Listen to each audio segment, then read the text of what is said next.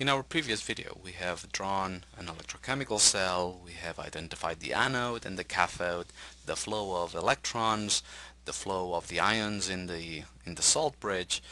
There are ways to write an electrochemical cell that are more compact, and one of those is what you see here.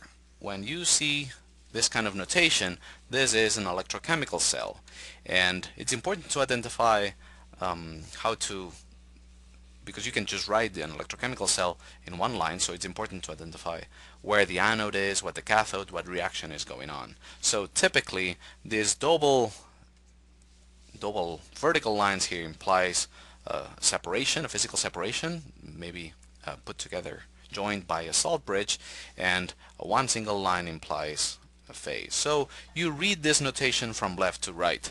The zinc becomes zinc 2 plus, and therefore this is my oxidation, and from left to right the copper becomes copper 2 plus. Sorry, copper 2 plus becomes copper, and that's my reduction.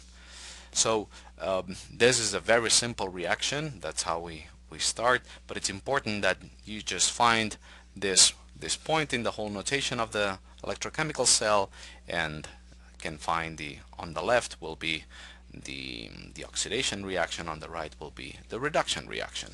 So in this case what you see here is, again, this is a battery, so the rest is implied.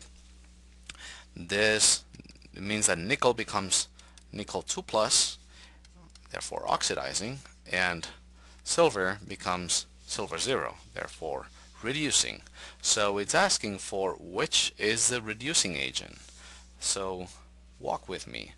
The nickel is oxidizing, therefore because nickel is oxidizing, it is the reducing agent.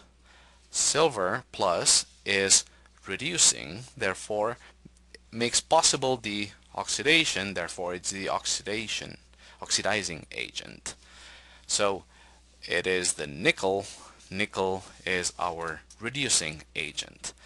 Pretty trivial if you get used to it, but at some point I've seen many times students getting confused about this terminology, because nickel is oxidizing, is the reducing agent. So careful with this term, agent.